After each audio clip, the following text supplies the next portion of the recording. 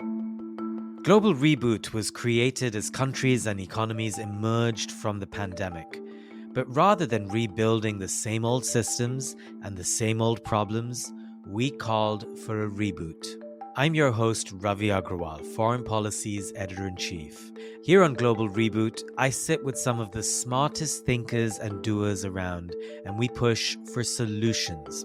This season, we're looking at resetting the US-China relationship, dealing with the rise of AI, preserving our oceans, and much more. Check out Global Reboot in partnership with the Doha Forum, wherever you get your podcasts.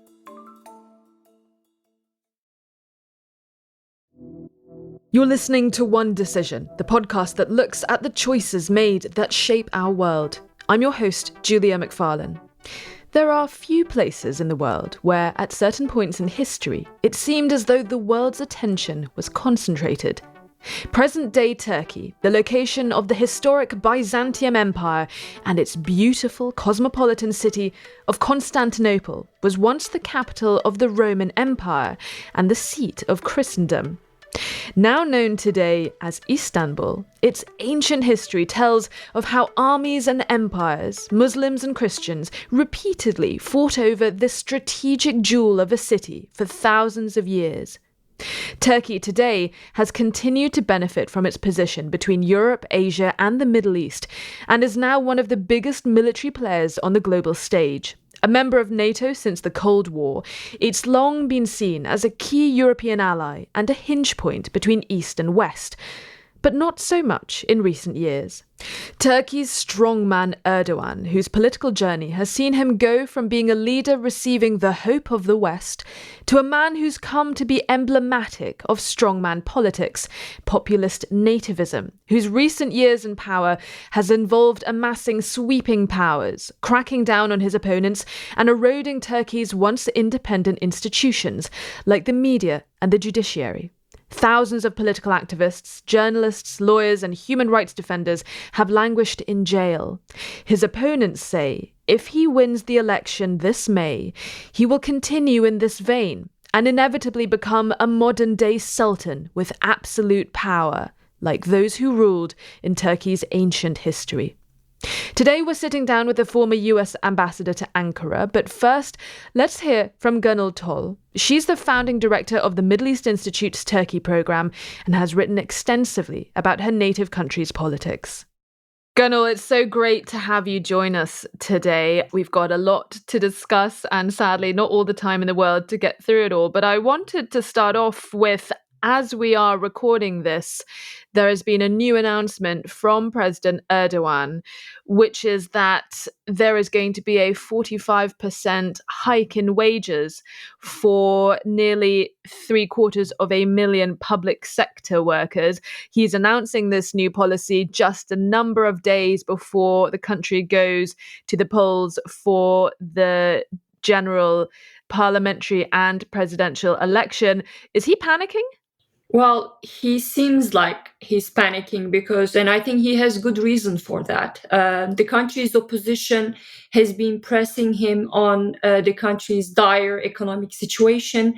The opposition candidate, Kilicdaroglu, he has released several videos in which he offers tangible solutions to the country's economic problems. And obviously the economic problems are the top worry. If you talk to anyone in the country, they will say that inflation is a big problem. Particularly important is the food prices, soaring food prices, which is the highest among OECD countries. So certainly economic worries top voters' agenda, and Erdogan so far has not really addressed them. He's been in power for 20 years, and any promise that he makes doesn't quite seem credible because the economic conditions that the country has found itself in is mostly his making. So that's why I think, yes, he can understand that he's lagging behind in the polls and that he just has to offer something on the economy. Right. I mean, the economy and Turkey's dire financial straits it finds itself in at the moment is really the key battleground, it seems, that this election is being fought on.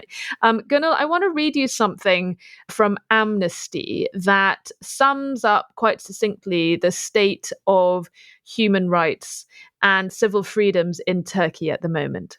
They say baseless investigations, prosecutions, and convictions of human rights defenders, journalists, opposition politicians, and others persist. Parliament introduced draconian amendments to existing laws that further restricted freedom of expression online.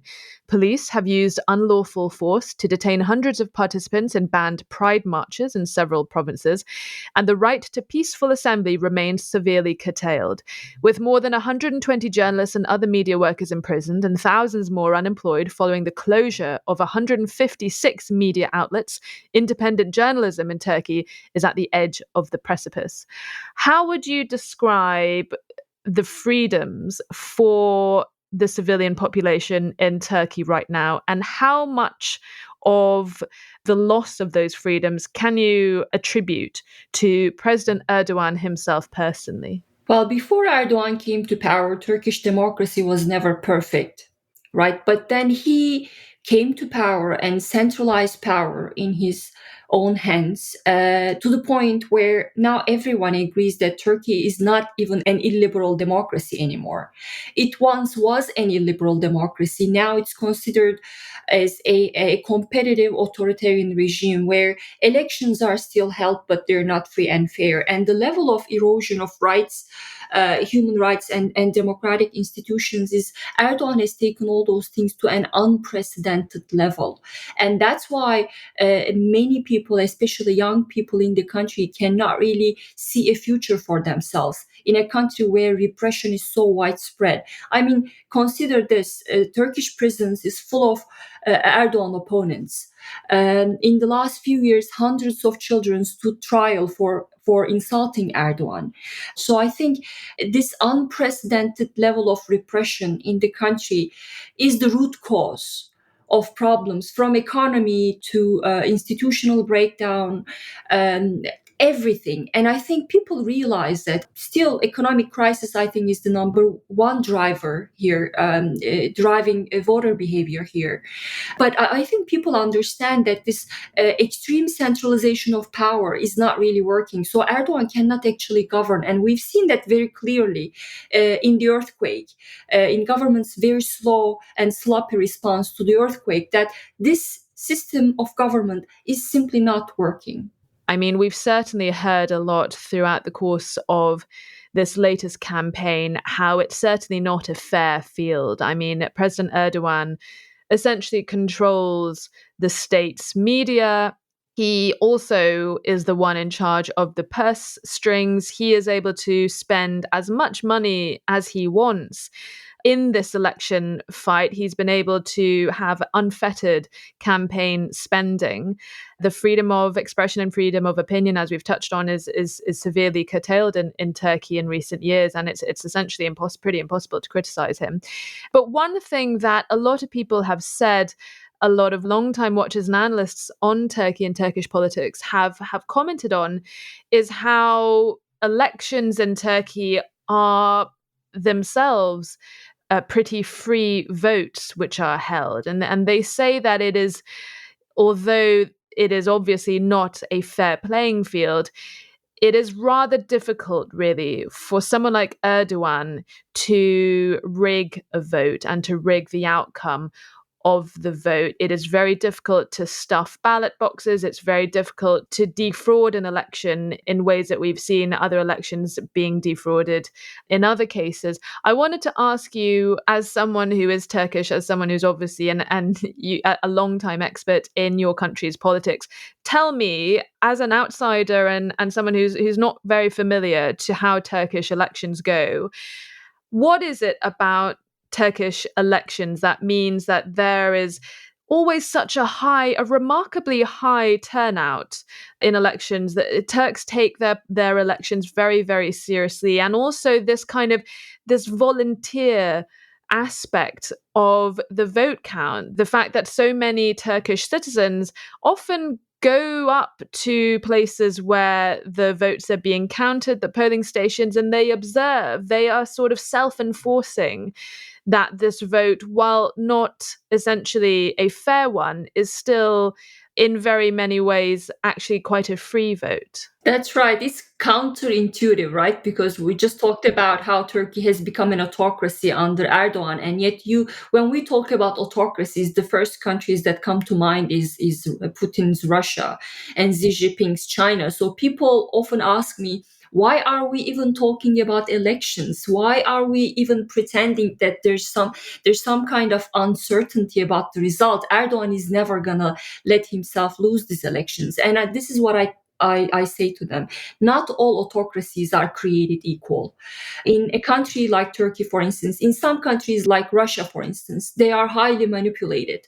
But in others, elections are very competitive, and Turkey is the latter case.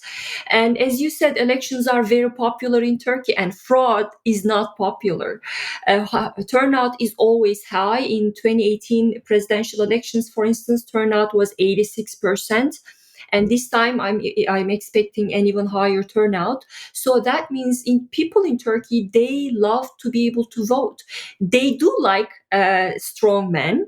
They do like strong leaders, but it doesn't mean that they like them to be meddling with the ballot box. So that's what makes it very difficult for an autocrat like Erdogan to engage in outright rigging. Now, that's not to say that I'm 100% comfortable about election security. As someone who has worked with Turkish civil society on election security, I am extremely concerned.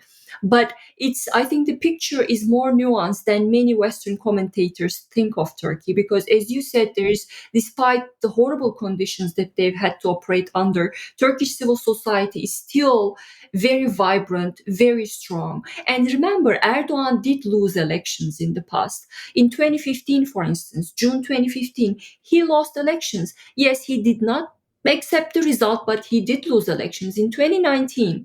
And that's a very critical year, because in 2019, Erdogan lost municipal elections. And you might say it's just municipal elections, the stakes are not as high, but actually the stakes were, again, high. This time around, they're higher, but still losing municipalities dealt a big blow to Erdogan. So in 2019, the opposition parties managed to protect the ballot box. So what do these things tell us about elections in Turkey? Again, when the opposition gets their act together, they can actually beat Erdogan at the ballot box, and never discount how much faith people in Turkey, despite all the risks and anxiety they have around the security of elections, they have a lot of faith in the prospects of change through elections. And I think that's what makes Turkey unique in many ways and different from other autocracies. Different from other autocracies, but also I think that's just such a fascinating and incredible sort of aspect of Turkish society, and one to be admired, I think, and certainly not something that I was aware of until recently. I wanted to ask you about the stakes of this election, because obviously Erdogan has become the poster boy for strongman populist rule. And he has been in power for 20 years, but his particular brand of sort of nativist politics that he's become really, really known for. He wasn't always this way. I mean, he came to power with the support with the Kurdish population of Turkey, which was another thing that I find fascinating that I wasn't aware of until recently. He's gone on quite the journey these last 2 decades, but he has now come to be the key strongman in our politics today. What would it signify, Erdogan being defeated at the ballot box via a democratic vote? That autocratic surge can be reversed. I think if Erdogan loses elections, and if pro-democracy actors come to power via elections, I think that will tell the rest of the world that we should not give up on democracy, because we are living in an age where autocracy is on the surge, right? Everyone is talking about how autocrats and strongmen are getting stronger. And democracy is in retreat. So I think if Erdogan loses at the ballot box, that will tell all of us that autocratic surge can be reversed. And if pro-democracy forces again get together and they unify against strongmen, that they can defeat them. Gonul Tol speaking to us earlier. Someone who's been charged with handling the vital relationship between Washington and Ankara is David Satterfield, the former American ambassador. He actually served under two presidents, both Biden and Trump. The two men had very different personal relationships with President Erdogan. Trump got on rather well with him, the media at one point calling it a bromance. Trump said, famously, of Erdogan, he's a hell of a leader. It's likely that Trump admired his combative style of politics, not too dissimilar from his own. President Biden, however, has had a trickier time dealing with Erdogan. His tenure coincided with a difficult moment in ties. Biden angered him by declaring that the Ottoman-era mass killing and deportations of Armenians was genocide. And Washington has been angered by Turkey's purchase of Russian-made defense systems. Ambassador David Satterfield himself attracted the ire of Erdogan for calling for the release of a businessman and philanthropist who's been held without charge since 2017. For that, Erdogan called him persona non gratis and demanded he be removed from his post. I asked Satterfield why Turkey was such a critical ally for the West, despite the tricky handling of its prickly leader, who has refused to distance himself from Russia's Vladimir Putin, even after the re-invasion of Ukraine. Its position within NATO as a vital NATO partner, and I don't use the term lightly. Turkey is a critical mission participant for NATO. It occupies a vital geographic space within the alliance. When we face challenges, we work those challenges within that overall frame of Turkey as a partner and a strategic ally. The issue of Russia, I would not agree that Erdogan has, quote, grown closer to Vladimir Putin, close quote.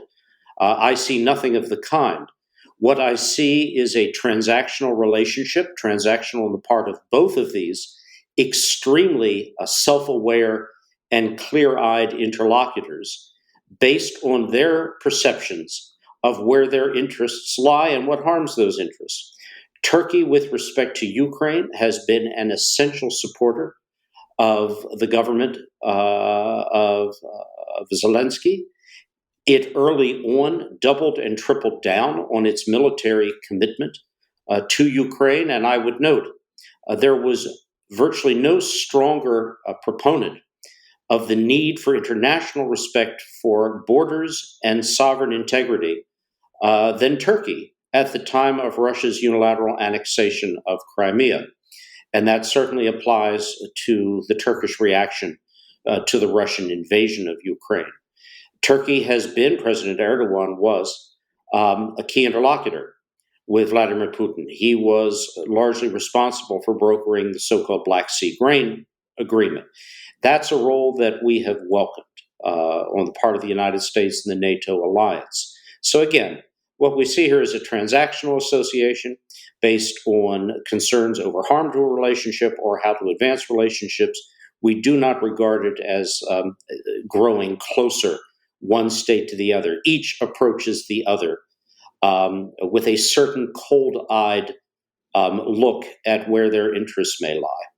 I take your point. I think it's fair to characterize Erdogan's dealings with Putin as being transactional, but I do think it's pretty clear that Erdogan has taken steps to become closer to Russia than the West would like. I mean, yes, of course, Turkey is a huge supplier of support to Ukraine. Those Bayraktar drones have made a real impact on the battlefield against the Russians, and the Ukrainians owe a lot of their frontline success, in part to the use of those drones. But the Turks haven't joined in sanctions against Russia. Turkey really relies on Russia for its tourists and, of course, its gas. And we had just very recently Vladimir Putin hailing his ties with Ankara just ahead of the elections as they inaugurated Turkey's first nuclear power plant. And this was something that was built by Rosatom, Russia's state nuclear agency. We saw with the acquisition of those Russian air defense missiles, Turkey got itself kicked off the US's F-35 program that it was helping to develop because there were concerns that Turkey acquiring Russian S-400 missiles would somehow, and I don't understand how this works, but apparently this is the case, would somehow allow the Russians to have access to information about F-35s. And so it was a bit of a security risk. And also the S-400s, the West claimed was incompatible with NATO air defense missiles. So that put a lot of people's noses out of joint. A lot of people have described this as his toughest election that he has faced in his long career. He has been in power for many years. He has won, I believe, 10 parliamentary and local elections, 2 presidential elections to count. He faced off that military coup back in 2016. And some say that if he does win, he will take over what remains of any other kind of independent institutions and consolidate more power than ever before. And he will be essentially a sultan of Turkey for the rest of his life. What checks and balances remain as a check against him right now, if any? The law of economic and market gravity, to which all authorities, however strong, in all countries around the world must ultimately yield. That's the check and the balance. And it's a profound one, and its impact is felt very clearly throughout Turkey today. We do not wish to see, no friend of Turkey wishes to see, a continued deterioration in democratic institutions and democratic freedoms in Turkey, not just because Turkey is a vital NATO partner, and we wish to see NATO partners share basic values and support for democracy. And of course, Turkey is not the only state challenging those norms. We certainly have concerns over Viktor Orban and his direction of authoritarian governance and ideology in Hungary. There are concerns with respect to Poland as well. But Turkey has and has had such enormous promise and realized promise as a vital international player. We believe its democracy should be allowed to flourish, not be suppressed. Turkey has often been described as one of the only true democracies in the Middle East. And I find this really, really fascinating about Turkey, because while, of course, the civil freedoms, freedom of expression, freedom of opinion, the freedom of the press, the freedom of the courts, a lot of that has been chipped away under Erdogan. Yet, from what I can tell, everyone essentially is anticipating the vote that will take place on the 14th to be a free vote. Now, it may not necessarily be a fair one, because Erdogan, of course, he has a monopoly of the media. He basically controls the purse strings of Turkey, and so he's able to spend as much money as he wants in order to get re-elected. But the vote itself, there are not really any concerns that it is a vote that can be rigged in any way. Do you agree with that? And what can you tell me about how Turkey is able to achieve that? I agree with your phrasing word by word. It will not be a fair election. It can't be, because of the domination of the government over media and the way in which elections are presented. But I do believe it will be a free election, and I believe it will be a genuine reflection of the will of the Turkish people. That's a credit to the Turkish electorate. And that does provide a check and a balance on absolute autocracy. So I do think the Turks will have the opportunity here in what is, I believe, the most consequential election in Turkey, perhaps since 1950, to take a different direction on economics and prosperity in Turkey, as well as on restoration, revitalization of 2 critical things. First, democratic institutions in the general and democratic freedoms particularly expression and freedom of speech, but also the ability to reestablish the rule of law.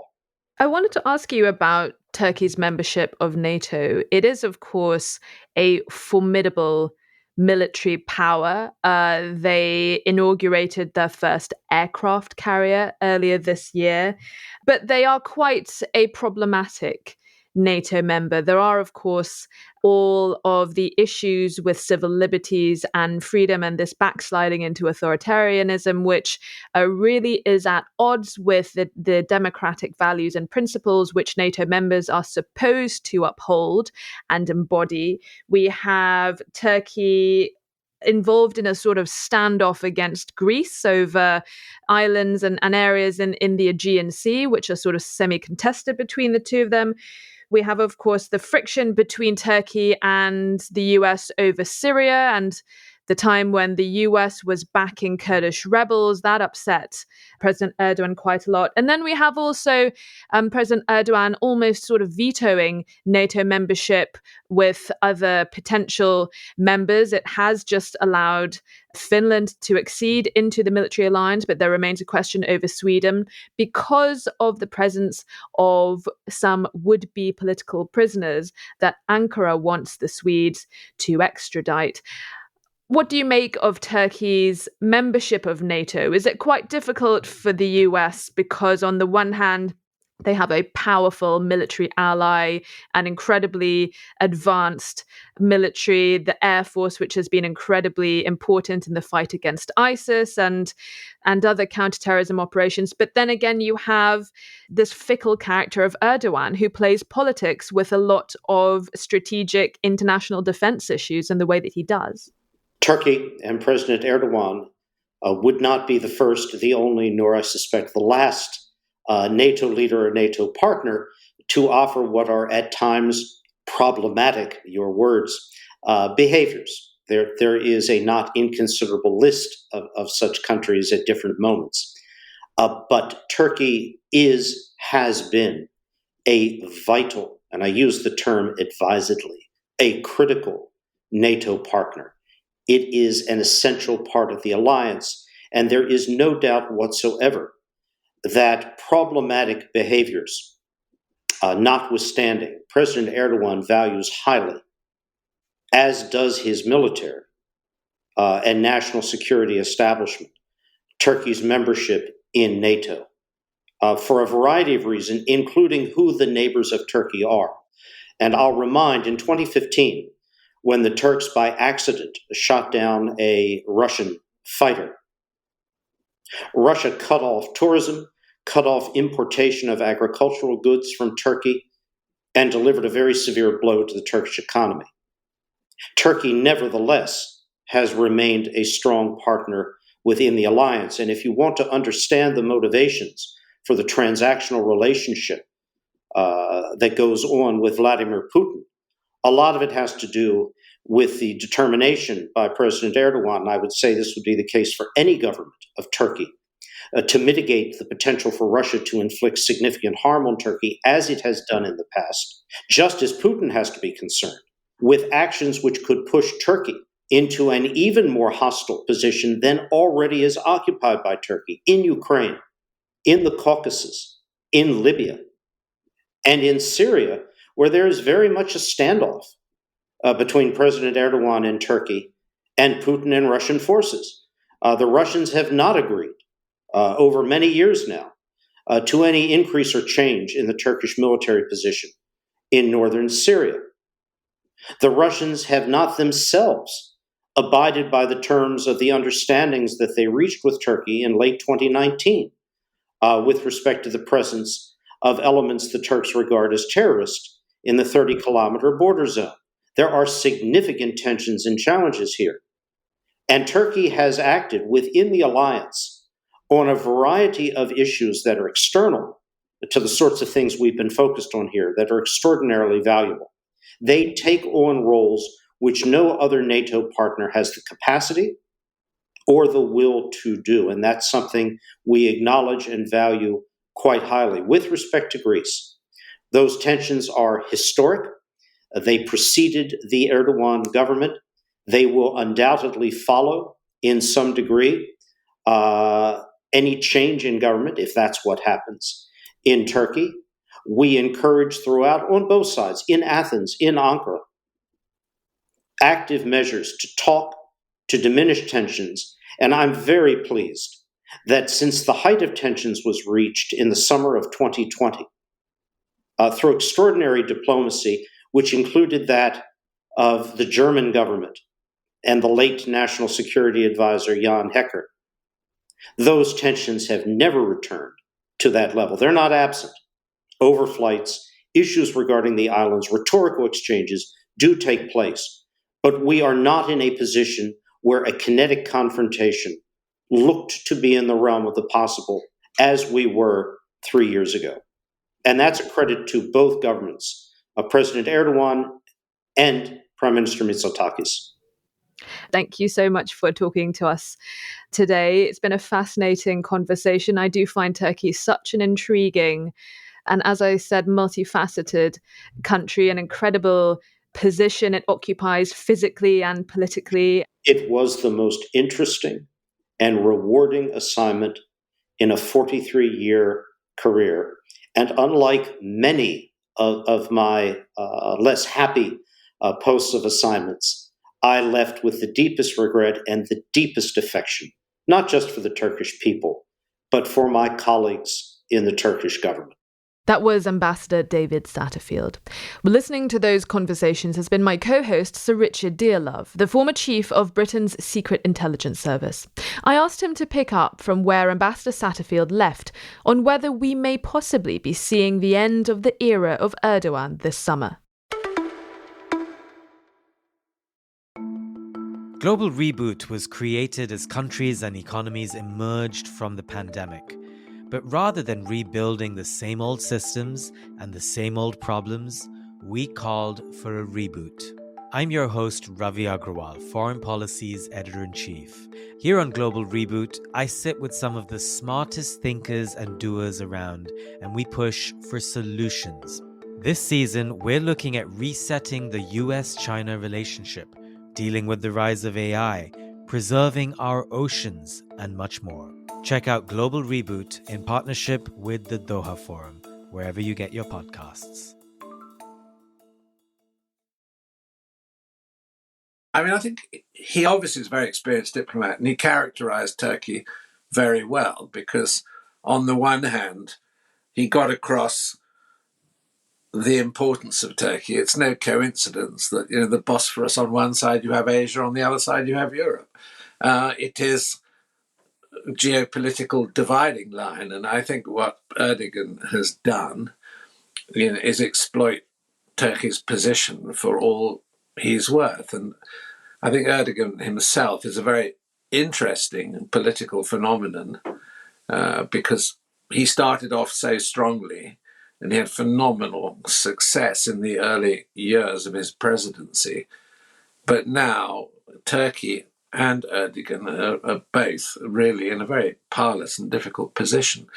I think the ambassador obviously was reluctant to make a clear judgment about what he thought the outcome would be.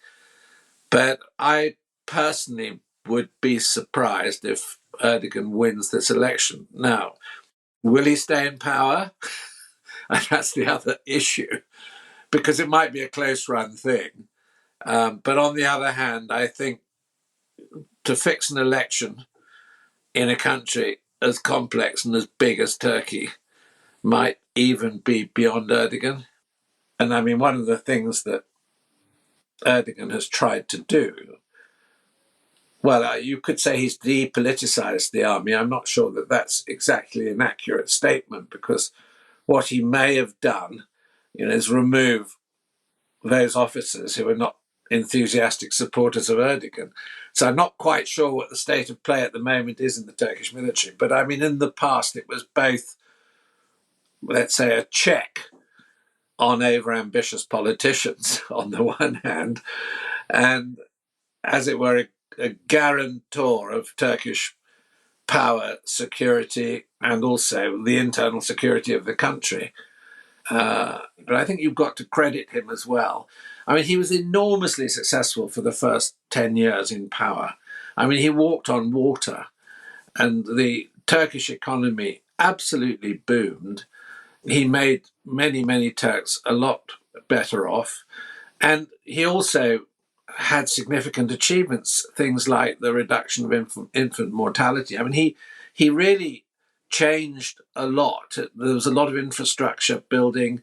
There was a huge improvement, and it isn't surprising. You might have disagreed with his Islamist politics, but on the other hand, it's easy to see why he was so popular and why particularly the sort of traditionalist elements in Turkish society, the nationalist elements, supported him so strongly. It's only since things started going badly for him, which would largely relate to the economy in 2013. I mean, it starts before that. It starts, I think, at around 2011, 12, that he becomes so autocratic in terms of, locking up journalists, arresting opposition politicians, using the power of the state, which in Turkey is very substantial, particularly the police and the intelligence and security services, to protect his position politically. But it's quite clear that the Turkish economy now is in a desperate state. And I think ultimately it looks to me as though it's the economy which could well sink Erdogan in this election.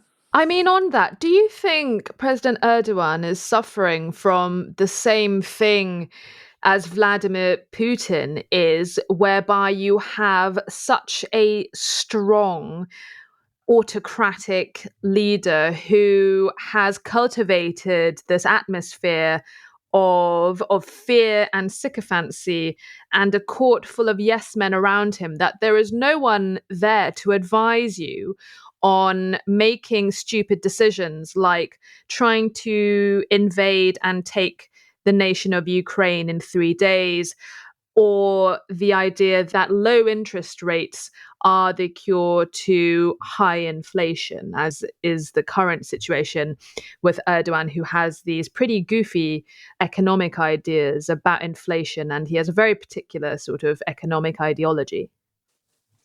Yeah, I think all of Erdogan's current problems look to me as though they're economic. And as you say, he's cut interest rates in the face of massive inflation. Turkey's lost its access to international liquidity.